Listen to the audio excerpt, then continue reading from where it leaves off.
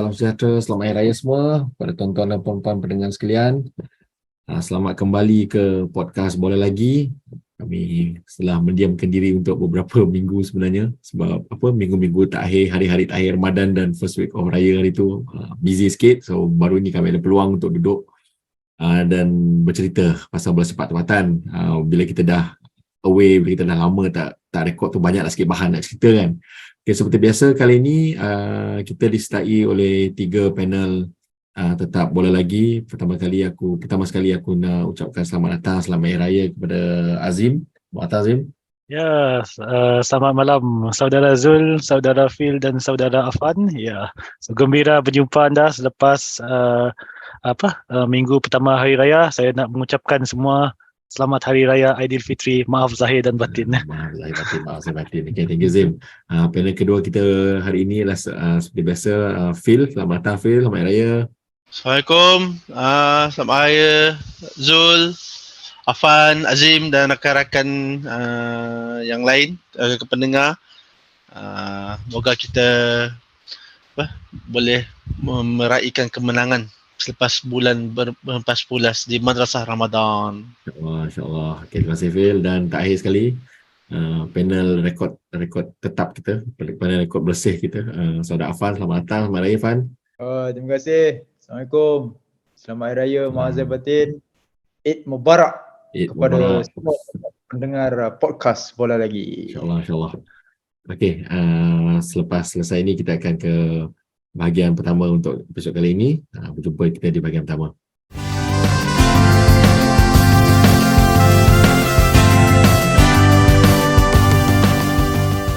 Okay, selamat datang tuan-tuan dan puan-puan ke bahagian pertama untuk podcast kali ini. Untuk bahagian pertama ni kita akan memberi fokus terlebih dahulu kepada pertandingan Liga Super. Sepanjang ketiadaan kami di udara, kami tidak ke udara, telah berlangsung 2 perlawanan, 2 match day Liga Super dan satu match day untuk Piala FA. Match day 9 dan match day 10 telah berlangsung sebelum raya dan selepas raya tempoh hari, dan ia memberi beberapa keputusan menarik lah. So kita akan memberi fokus kepada beberapa perlawanan, terlebih dahulu kepada match day 9. Perlawanan pertama yang menjadi fokus untuk perbincangan kita pada kali ini adalah perlawanan di antara Kedah dan Kuala Lumpur KL yang berlangsung di Stadium Abdul Rahman. Keputusan perlawanan agak mengejutkan sebenarnya, iaitu kemenangan kepada KL 3 gol berbalas 2. Perlawanan agak menarik sebenarnya, walaupun KL mendahului 1-0, tapi at one point of the game, towards the end of the first half, Kedah sebenarnya dah bukan setakat menyamai kedudukan dan menjaringkan gol untuk mendahului, tetapi falter towards the end of the second half dan KL menjadikan kepercayaan dan gol kemenangan. Menarik sebenarnya, selepas kekalahan Kedah dibelasah oleh JDT 6-0 di Lakin tempoh hari, keputusan ini merupakan satu keputusan yang meneruskan momentum jatuh Kedah untuk kempen Liga Super. Okey, dan sementara itu pula ini adalah kemenangan kedua rasanya KL berturut pada perlawanan matchday 9 ini. So KL meneruskan rentak positif pada matchday 9 dengan menempaskan Kedah. Phil, aku minta perhatian daripada kau, apa komen yang kita boleh beri kepada perlawanan ini Phil, yang menarik perhatian kau pada perlawanan ini? Right, okay, so for maybe aku lebih nak fokus kepada Kuala Lumpur lah. Actually prior to game Kedah Kuala Lumpur ni, Kuala Lumpur dah actually mencatat 2 kemenangan berturut, versus Sabah dan lawan menang lampir 1-0, dan actually dia bawa momentum kemenangan. Tapi lebih mengejutkan, kemenangan ke atas Kedah bermain di tempat lawan kan. So macam tu cakap tadi, at one point Kedah dah leading 2-1, tapi Kuala Lumpur show their grittiness lah and managed to actually get the winning goal 3-2. And satu perkara yang menarik ialah penjaring gol Kuala Lumpur pada perlawanan tersebut adalah the trio import, Josue, Morales and Kayon.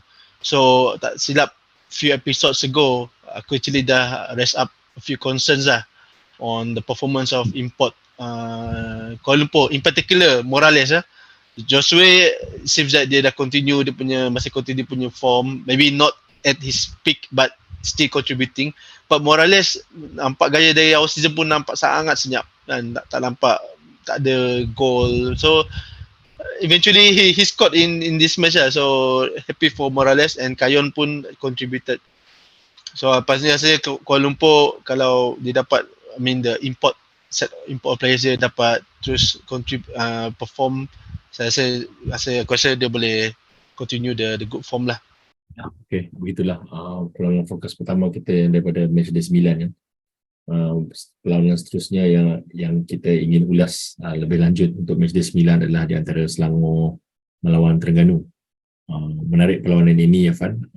Selangor telah mencatat kemenangan 5-1. Ini merupakan perlawanan yang kemenangan match day 9 ialah kemenangan ketiga berturut-turut buat Selangor, yang memberi satu message yang positif lah buat Selangor pada match day 9 sebelum melawan Sabah pada match day 10 kan.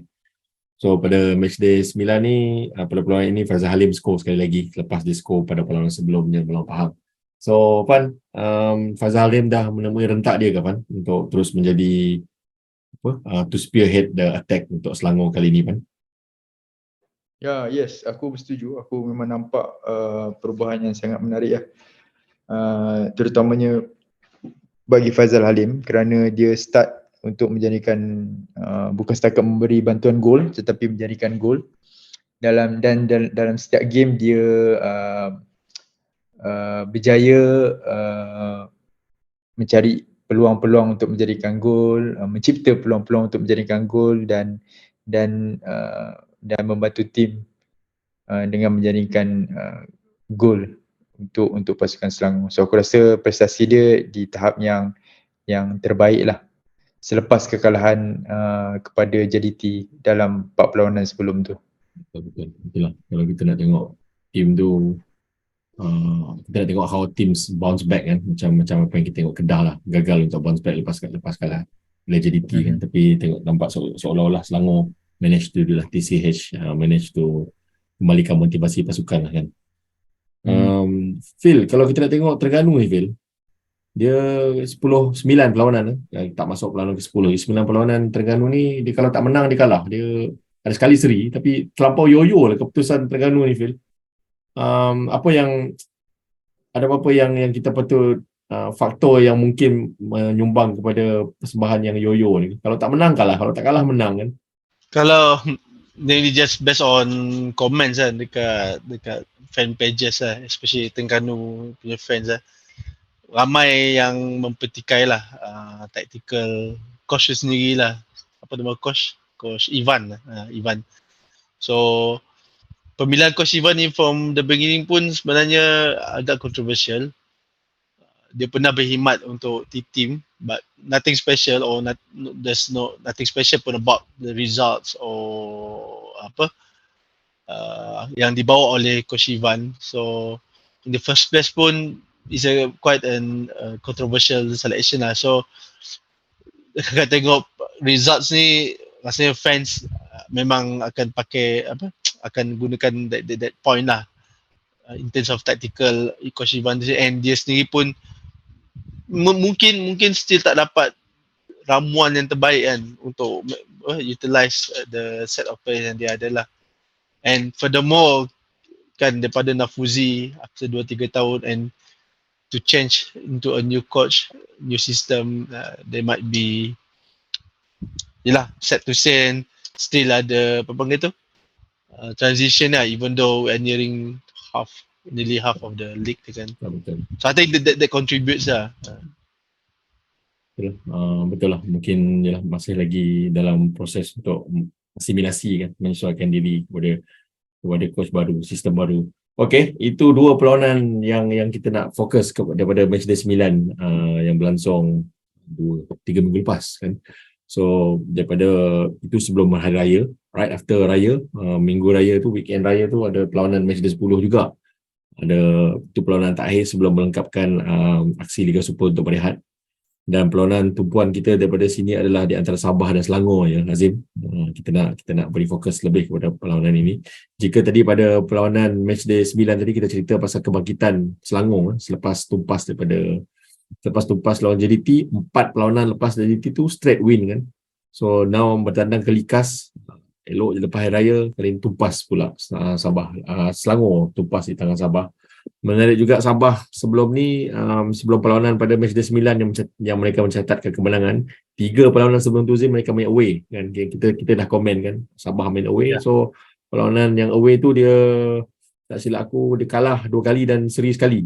So memang penat kot travelling kan. So now balik ke home, menang dah 1 game sebelum raya. Now lepas raya menang lagi lawan Selangor kan Zim. Apa yang Ya. extra special daripada Sabah kali ni Zim, yang menundukkan anak-anak buah Tan Cheng Ho ni Zim? Okey, game Sabah berlawan Selangor ni memang perlawanan tumpuan ya. Kedua-dua bekas coach pasukan Malaysia, Ong Kim Swee dan juga Tan Cheng Ho. Saya di media sosial pun saya nampak menyokong berperang. So ini perlawanan memang saya memberi tumpuan sebab banyak pemain kebangsaan di dalam ya. So okey, perlawanan ini sebenarnya kalau kita tengok dari kesebelasan utama memang seimbang sebenarnya, tapi bila anda tengok perlawanan itu macam Sabah ada edge lah untuk game ini. So dari segi perlawanan Sabah melawan Selangor ni, kalau kita tengok perlawanan Sabah yang ada lebih penguasaan bola dan juga lebih banyak melakukan serangan lah. Perlawanan yang menarik lah. Tapi Selangor juga ada juga melakukan serangan balas. So kita dapat lihatlah pasukan Sabah menjaringkan gol melalui penalti. Lepas tu dibalas pula oleh jaringan cantik Faizal Halim daripada jauh. Tapi kalau Fahmi tak bernasib baik. So memang on goal pula. Terkena belakang. So lepas itu Badrul Bakhtiar menjaringkan free kick yang cukup menarik lah untuk second half. So perlawanan ini memang kita selepas second half tu kita nampak Sabah yang banyak menguasai perlawanan lah. So perlawanan yang menarik, kedua-dua pasukan patut dipuji lah sebab kedua-dua memberi yang terbaik. Kita tak banyak tengok bola menarik di banyak berlega di tengah padang. So tahniah kepada pasukan Sabah, tapi Selangor mampu masih jangan dipandang rendah sebab mereka sebenarnya bukan pasukan yang calang-calang kerana masih berada di kedudukan kedua liga. Ya. Betul kata Azim tu kan, Pan, tak perlu penyokong Selangor sedih sangat. Masih bukan calang-calang pasukan. Kalau fokus kita Liga Super ni adalah untuk memberi fokus kepada the best of the rest kan. Kita tak nak tengok, kita dah tahu JDT kan jadi champion. So kita akan memberi fokus kepada the best of the rest. Selangor is leading the rest lah, best of the rest. Daripada 10 perlawanan Liga setakat ni Pan, 2 kekalahan dan 1 seri. Yang lain tu semua menang. So okey lah kan. Tak ada apa-apa yang nak difraskan sangat lah. Trajectory tu betul lah kan. Ke aku silap baca Pan? Aku sangat setuju lah dengan kalau perbandingan yang dibuat daripada musim-musim lepas, aku rasa musim ni sangat baik ni, macam kau cakap 10 game 8 kemenangan hanya 7 kemenangan dan 2 kekalahan. So aku rasa itu prestasi yang sangat baik lah untuk pasukan Selangor. Cuma untuk game Sabah tu aku rasa memang tengah ada masalah untuk pasukan Selangor. Pak Tesu dengan Stoke Wikin sangat baik di bahagian midfield. So Brandon Gunn dengan The Engineer, Nur Ar-Rawabih tu gagal lah aku rasa untuk mencipta peluang dan mengekang asakan. So aku rasa itu memang salah satu faktor lah kenapa Selangor tumpas di Likas. Menarik. So walaupun tumpas di Likas, Selangor masih lagi berada di kedudukan kedua di belakang JDT. So leading the pack lah of the best of the rest. Sementara tempat ketiga adalah Pahang, pasukan yang belum tumpas lagi setakat ini, sama seperti JDT juga. The unbeaten Pahang. Okay Phil, satu lagi perlawanan fokus kita daripada match day 10 adalah di antara Terengganu melawan Pahang, main di Kuala Terengganu. Kemenangan memihak kepada anak buah Fandi Ahmad 2-1. Kau rasa Pahang ni the real deal ke Phil? Sekarang after 10 games, is Pahang the real deal? I would think so lah. Because 6 menang 4 seri tak ada kalah. So Fandi Ahmad must be doing something right lah kan. menariknya 2 peluang lepas ni dia akan jumpa JDT.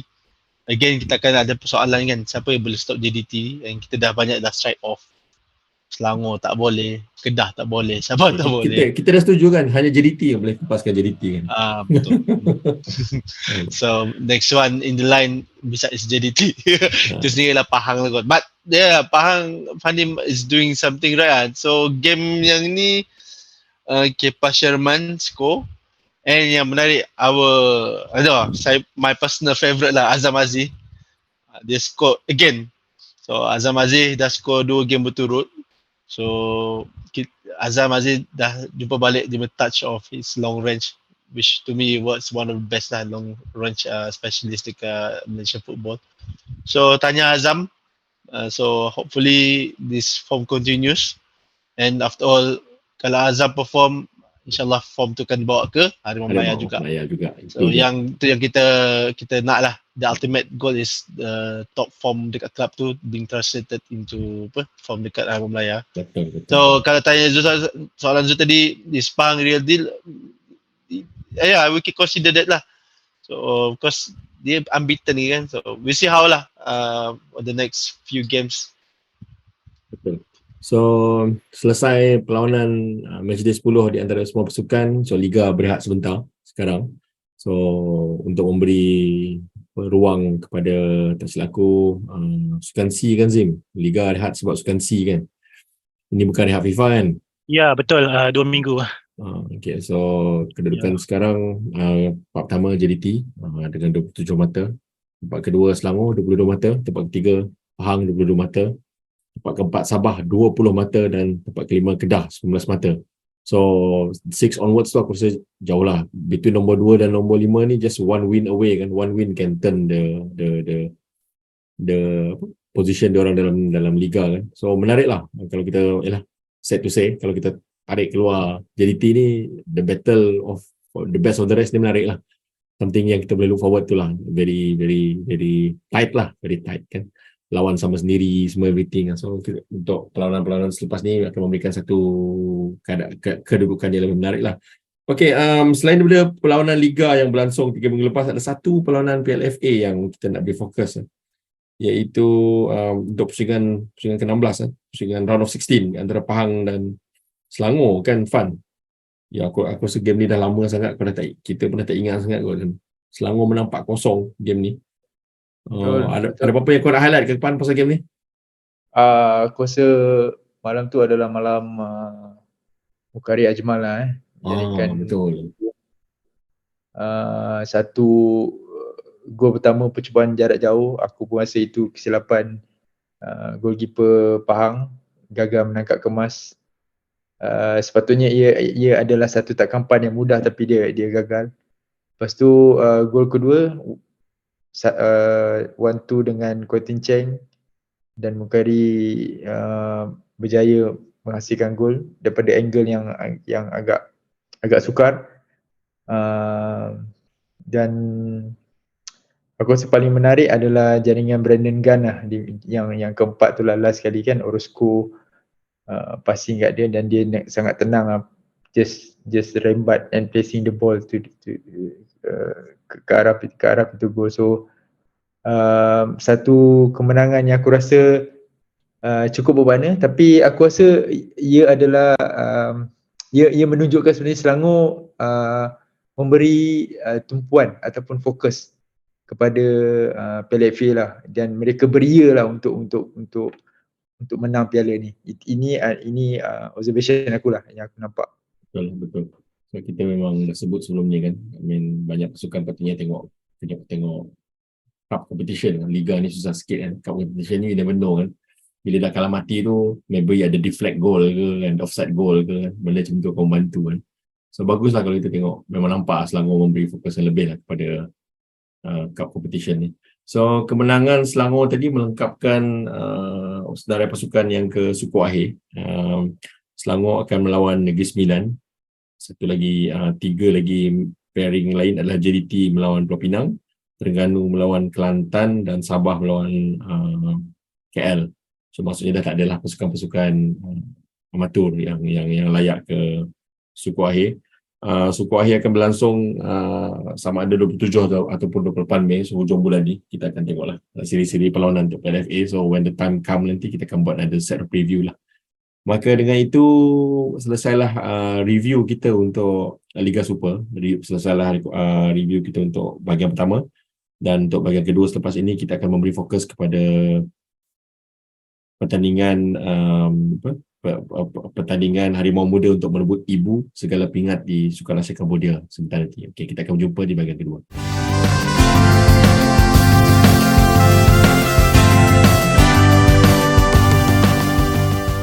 Selamat datang, selamat kembali ke bahagian kedua. Selepas pembincangan kita di bahagian pertama tadi, bahagian kedua ni kita akan memberi fokus kepada usaha Harimau Muda di Kemboja untuk merebut ibu segala pingat di Kejohanan Sukan C 2023. Tetapi sebelum itu, aku ingin memberi peluang kepada para pendengar kita untuk memberi sedikit plug kepada Bola Lagi, presence Bola Lagi di social media. So untuk podcast ni boleh didengar di Spotify, YouTube dan juga Apple Podcast. Tapi setelah masuk musim kedua kami recording ni dan dah masuk episod ke-8 pun musim kedua ni, aku rasa channel yang paling popular untuk para pendengar dengar adalah actually YouTube. So kami ada di YouTube, boleh search channel Bola Lagi. So semua episod-episod baru akan post kat situ. Sama juga di Spotify, boleh cari Bola Lagi, akan nampak page Bola Lagi. Sama juga di Apple Podcast, Bola Lagi with a question mark ya. Dan kami juga ada di Twitter, boleh cari juga kami punya handle adalah Bola Lagi. Jika ada di antara para pendengar yang ingin berhubung dengan kami ataupun ada tak puas hati dengan tak cover tim yang para pendengar ni dengar ataupun fakta salah ke apa kan, so boleh je lah komen, tinggalkan komen, tweet ke email, semua Bola Lagi, cari je, memang ada. Okey, kita ke bahagian kedua. Sukan C ya Phil.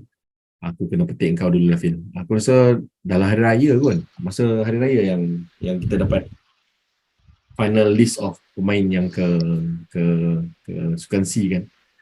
Anyone yang stand out Phil? I mean, any stand out absence ataupun stand out inclusion antara tim-tim yang Coach Ella dah senaraikan?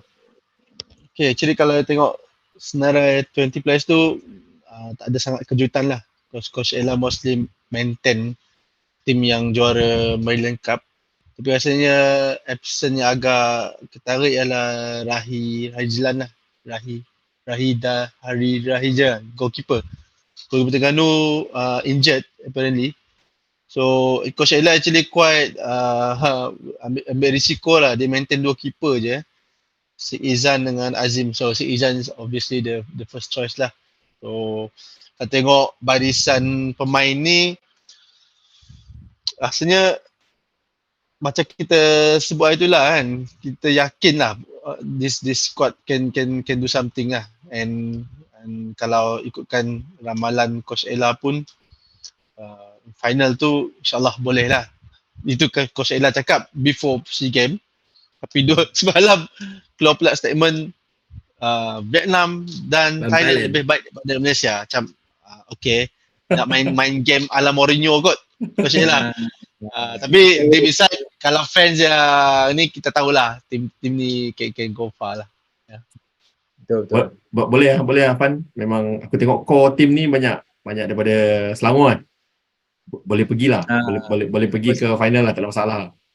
InsyaAllah aku tengok game bila menentang Laos tu, aku rasa ada potensi yang sangat besar. Betul lah, potensi besar-besar lah. Tapi of course, as the tournament progress, there's always room for improvement kan. But the potential is there. Because kau tengok line up pun, pemain-pemain ni dia playing for first team anyhow kan. Sik Izan main first choice tinggi 9. Azam Azmi, Safwan main first choice dekat Terengganu. So Mukairi kan dah start playing dekat Selangor. So macam Hakim Azimi pun dah dapat game time. Tapi yang the rest tu supporting act tu tak adalah tak bagus, tapi tak ada game time tapi still potential yang besar lah.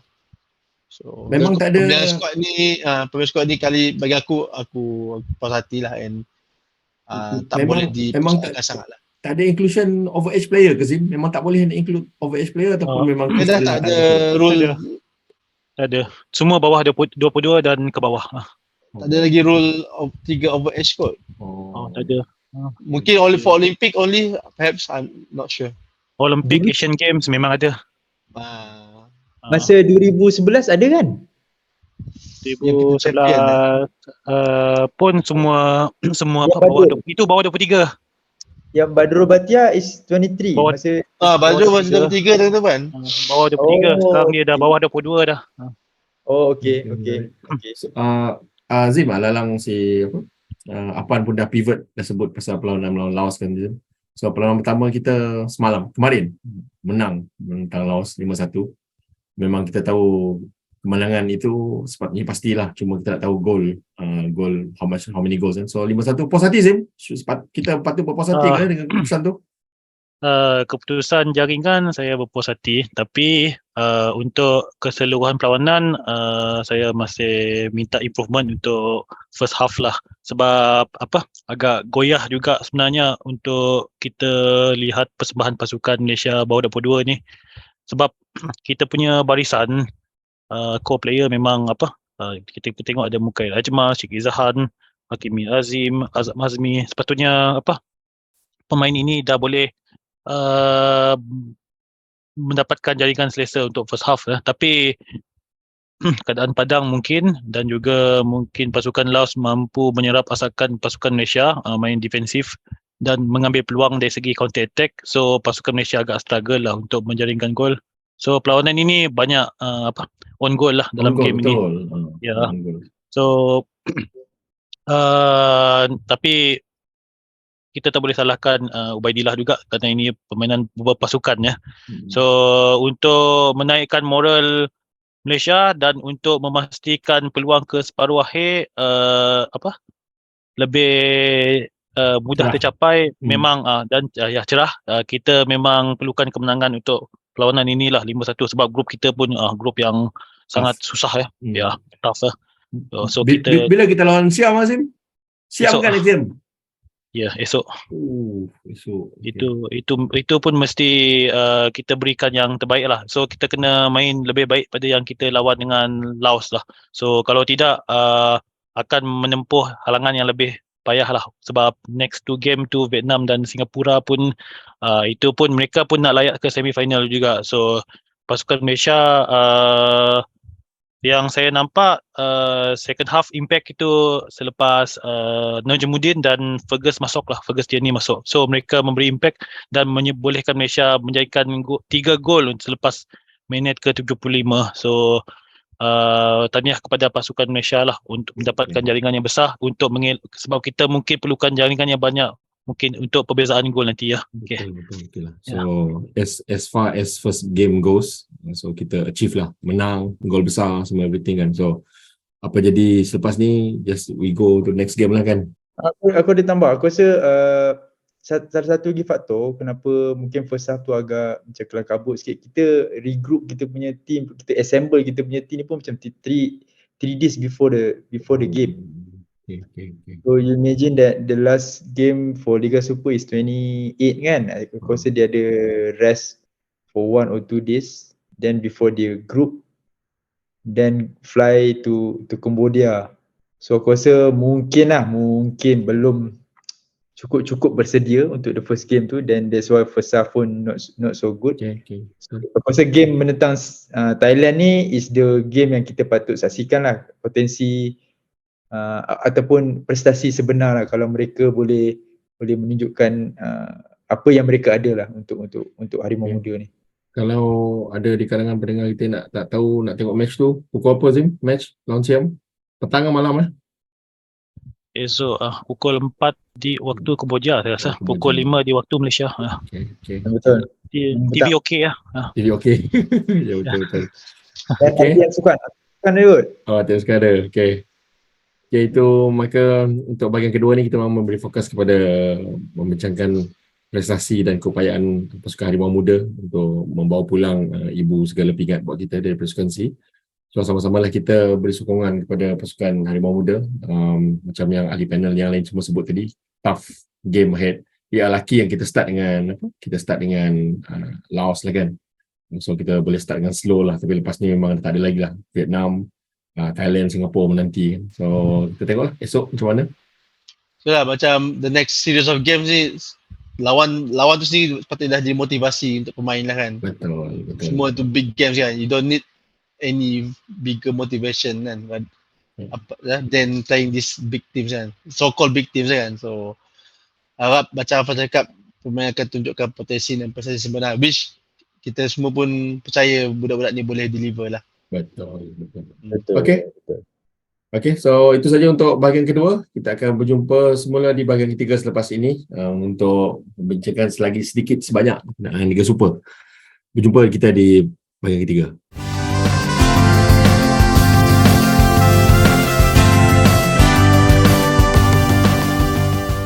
Okay, selamat kembali tuan-tuan dan puan-puan para pendengar sekalian ke bahagian ketiga. Jika pada bahagian pertama tadi kita berbicara sedikit berkenaan dengan Liga Super, tentang Liga Super dan sedikit berkenaan Piala FA untuk perlawanan matchday 9 dan matchday 10. Sementara di bahagian kedua tadi kita dah sentuh berkenaan dengan usaha Harimau Muda di Kejohanan Sukan C Cambodia 2023. Dan untuk bahagian ketiga ni, okey, kita nak memberi fokus sedikit kepada kembali ke Liga Super. Seperti yang kita dah sebut pada tadi, setakat ini ada beberapa pasukan lagi lah yang tak komplit 10 perlawanan, tapi hampir semua pasukan telah melengkapkan aksi untuk 10 perlawanan. So walaupun belum tamat lagi pusingan pertama, tapi ini merupakan aksi rehat pertama Liga Super untuk memberi ruang kepada penyertaan pasukan Harimau Muda di Sukan C. So setakat 10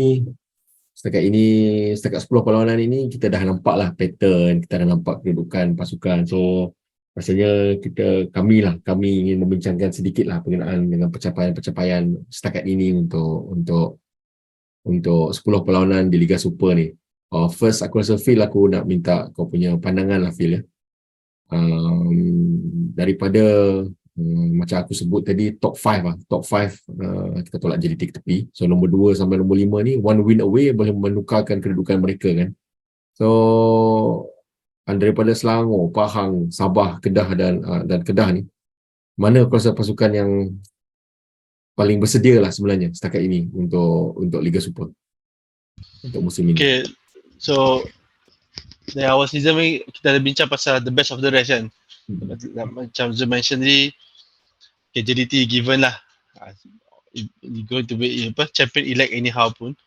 So between Selangor to Kedah tu, rasanya Selangor, Sabah dan Kedah ni supposedly yang kita expect as the so-called big boys lah. And surprise package again is Seri Pahang lah kan. Seri Pahang memang sangat menarik perhatian aku sendiri. Dan rasanya ramai pun follower local football pun rasanya agak terkejut lah melihat prestasi yang ditunjukkan Seri Pahang. So undefeated.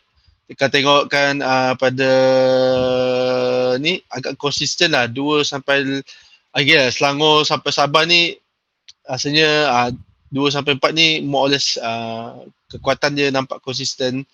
Jaringan gol pun, goal difference pun lebih kurang Pahang 10, Sabah 10, Selangor 12. So Kedah lah, kalau dalam top 5 ni rasanya Kedah ni yang aku rasa agak kurang konsisten lah. Tapi dari segi 2 sampai 4 ni is yang saya cakap boleh fight lah untuk the best of the rest ni.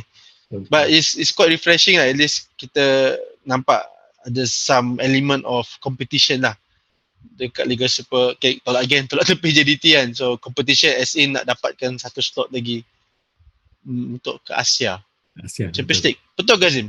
Champions League second dapat Champions League ke? Macam tak kan? So, Tak.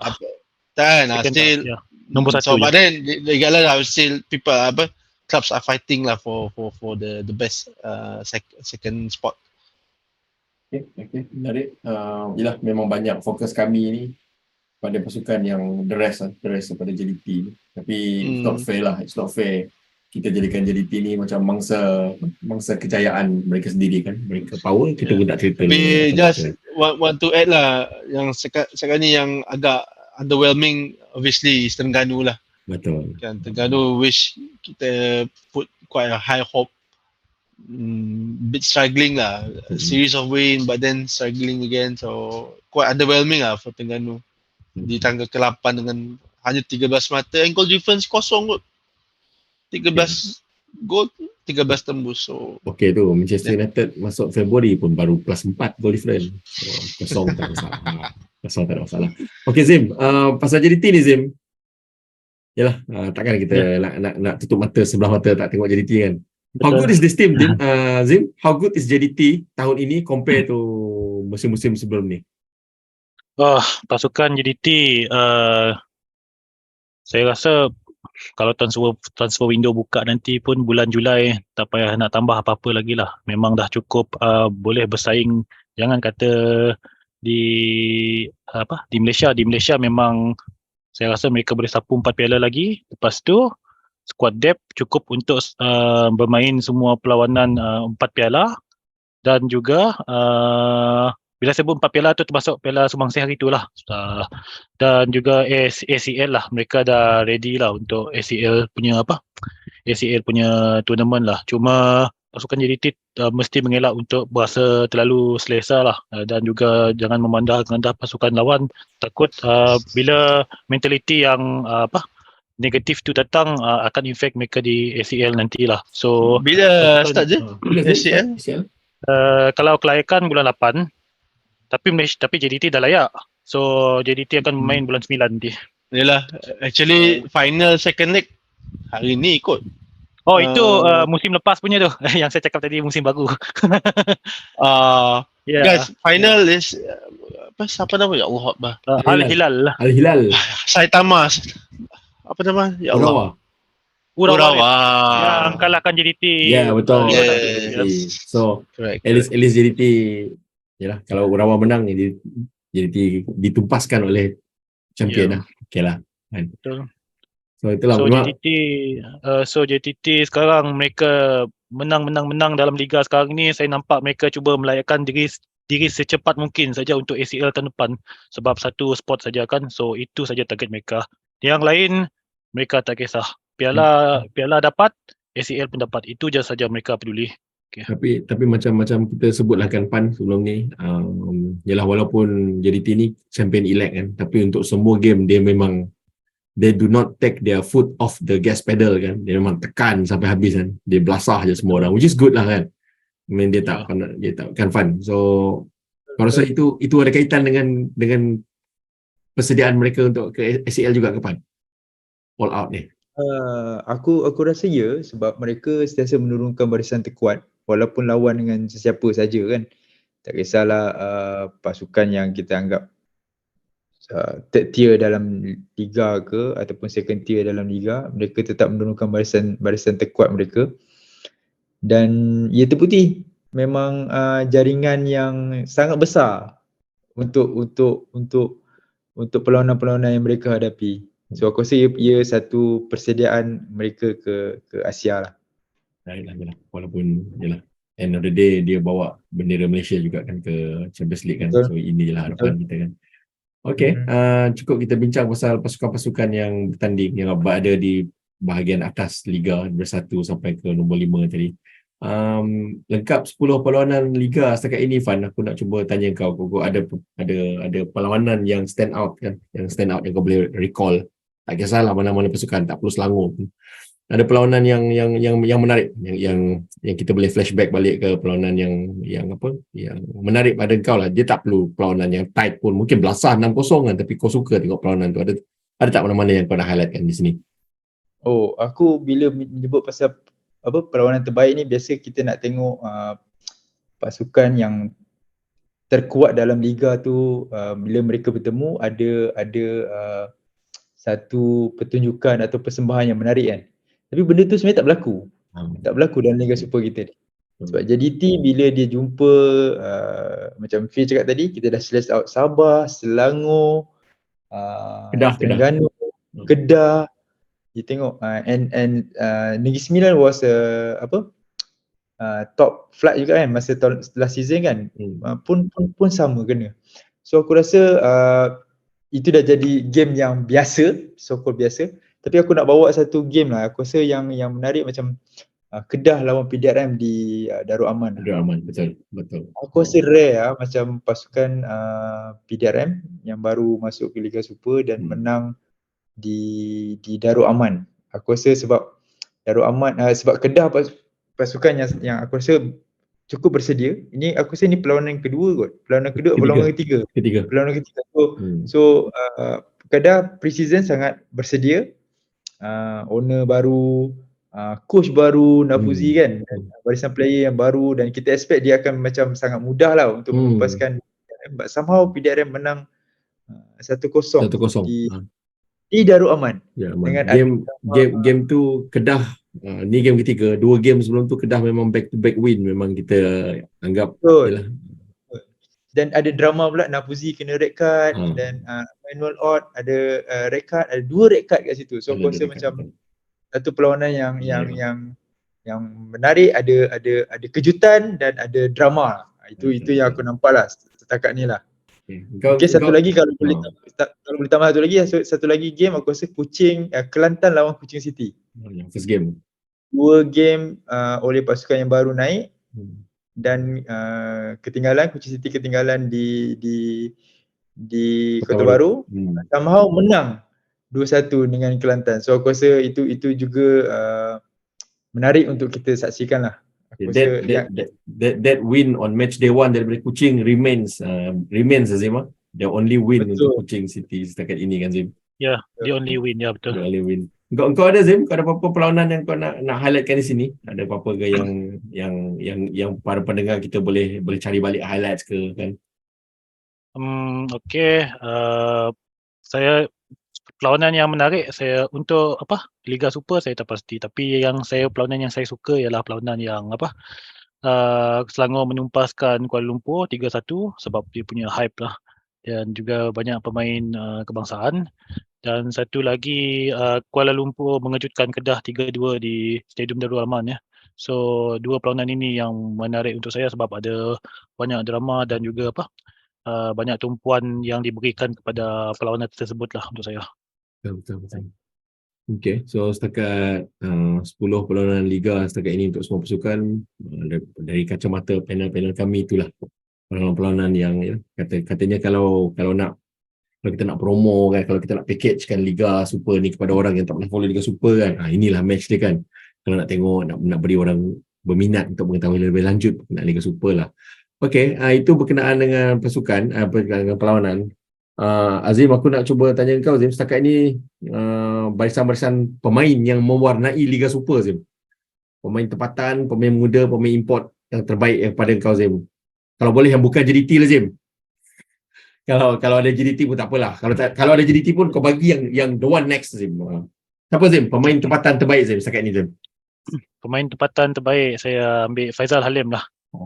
Dan juga Arif Aiman lah. Tapi saya meletakkan Faizal Halim lah sebab dia bermain untuk Selangor lah, yang dia punya work rate lebih tinggi. Lepas tu dia punya statistik 4 gol dan 4 bantuan dan menjadi penggerak kepada pasukan Selangor dari segi serangan. So Faizal Halim bagi saya, kalau pemain terbaik kebangsaan saya ambil Faizal Halim lah. Sebab statistik ini. Untuk import saya ambil 3 lah sebab impresif lah ketiga-tiga pemain ini dengan Forestry 8 gol dan 2 centre back di Liga Super ini ya, pemain import Stefan Berondo dan Pak Tesu lah, pemain centre back yang kita dapat lihat mereka lead centre menjaringkan gol dan mereka lead defensive line. Kita nampaklah di mana kedudukan Sabah sekarang dan bagaimana pasukan Pahang sekarang ya yang unbeaten adalah kerana 2 pemain inilah yang lead line up defensive mereka. So saya bagi nama untuk mereka keempat-empat inilah. Dan pemain muda terbaik saya memang ambil Arif Aiman lah sebab dengan statistik 7 gol. So dengan kalau boleh saya ambil Feiruz Baharudin jugalah. Dan sebab kita tengok ya JDT banyak pemain yang import tapi beliau dapat pemain tempatan yang muda bukan yang berusia lagi merebut muda, tempat. dapat menembusi Hmm. pasukan JDT itu ada perkara yang rare jugalah untuk saya lihat lah. Sebab saya pun tak pernah dengar pemain ni sebelum ni, so tiba-tiba ada pemain muda orang Malaysia lagi tu mampu menembusi line up defensif JDT. So ini saya terpaksa menyebut nama Feroz Bahudin lah. Okay. Terima kasih. Kita kan kita pun dah sebut cerita pasal Feroz Bahudin ni di segmen Harimau Watch kita kan. Kau setuju Phil dengan nama-nama yang Azim sebut ke ada yang kau nak cuba bangkang? Bukan actually, Fazal Halim, bukan Forestry, bukan pemilihan Stephen Borondo tu it's quite eye catching lah, and betul juga menarik scoring and defending at the same time. So itulah kualiti pemain import yang kita perlu bawa lah ke Liga Super kan. And it shows lah Pahang punya kedudukan, consistency. Obviously some part of it contributed by Stephen Borondo kan. So yang the rest tu more or less similar dengan Aziz lah. My pick for yang player of the season so far, Feroz.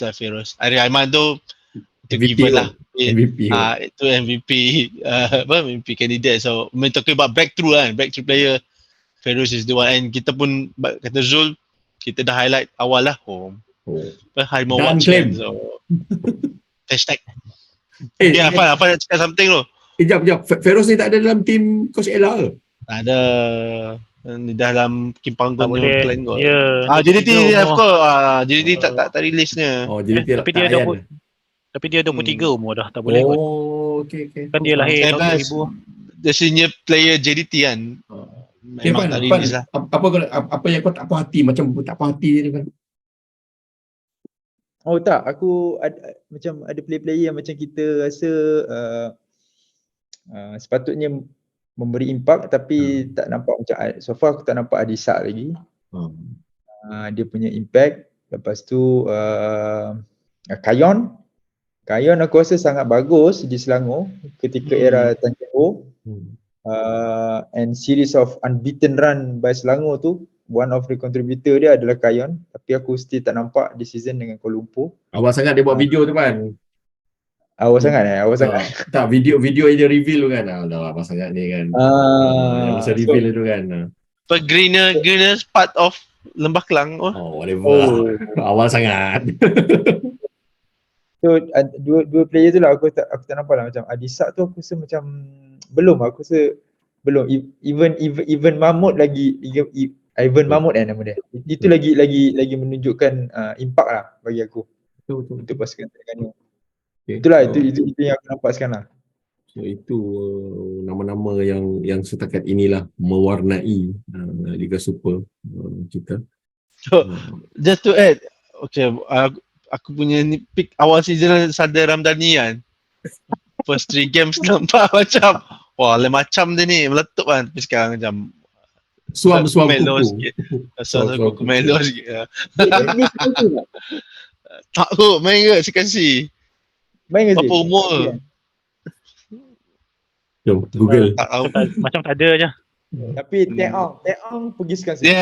Betul, setuju. Kalau Sabah yang Korea tu key lah. Betul. Itulah nama-nama yang mewarnai Liga Super setakat 10 perlawanan setakat ini. Sementara Liga Super berhenti seketika dan cuma akan sambung kembali untuk aksi matchday 11 nanti pada 18 dan 19 Mei. Ada lagi 2 minggu untuk berehat lah. Pasukan-pasukan yang macam pasukan-pasukan bawahan kan, mungkin boleh menggunakan peluang ini untuk menyusun balik strategi, mencongak balik, susun atur balik ataupun macam Terengganu kan, untuk mencari what's wrong kan.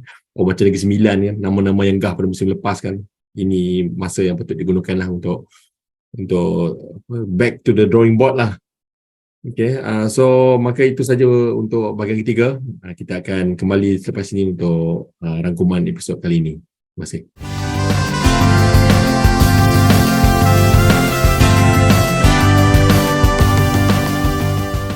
Okay, selamat kembali lagi ke segmen terakhir, segmen rangkuman kita daripada setiap ahli panel kita berdasarkan topik-topik perbincangan untuk episod kali ini. Aku rasa aku nak jemput Azim dulu lah. Azim, ada apa-apa yang kau nak nak rangkumkan untuk episod kali ni, Zim? Okey, untuk minggu ini kita kita lupakan dulu Liga Super ya. Kita fokus dulu bagi sokongan kepada pasukan Ella Barasan bawah 22 Malaysia dekat Sukan C dulu. So semua peminat-peminat ada sebab ya kita rehatkan Liga Super ya. So sebab nak kita bagi tumpuan kepada pasukan Malaysia bawah 22. So semua pasukan dalam masa yang tempoh rehat ni analisa lah kelemahan dan kekuatan masing-masing. Kalau ada penambahbaikan perlu dilakukan, waktu inilah masa terbaik dan semua pasukan diharap menjaga fitness dan potensi masing-masing lah. So esok hari insyaAllah kita boleh tumbangkan pasukan Thailand lah. Okay. Kau pula Phil, ada apa Phil untuk kata-kata parting words untuk minggu ni, untuk episod ni? Nothing much, just macam Azim jugalah, just kita boleh teruskan sokongan menjadi echo Harum Melaya untuk anak-anak muda yang berjuang di Kemboja. So again, aku nak iterate tim ni ada potensi. So insyaAllah akan ada berita baik datang dari Kemboja nanti. Kau pula Fan, ada apa Fan? Selepas 2011 kali terakhir kita menang di Sukan C, iaitu di Jakarta. So aku rasa Kemboja mungkin boleh menjadi saksi lah untuk kita mendapatkan kembali pingat emas kita yang telah lama hanyut. Untuk sukan bola sepak ni lah. So, ibu segala pingat, ibu segala pingat ni boleh dicapai lah oleh pasukan Harimau Muda yang sangat berpotensi ni lah. Itu yang aku dapat ni lah katakanlah untuk kali ni. Okay, aku rasa itu saja daripada kami untuk kali ini. Terima kasih kerana mendengar sampai ke sini, ke takat ini. Teruskan sokongan kepada bola sepak tempatan, teruskan sokongan kepada kami juga, kami hargai. Dan aku akhiri episod kali ini dengan kata-kata, bola sepak kita, wajah kita.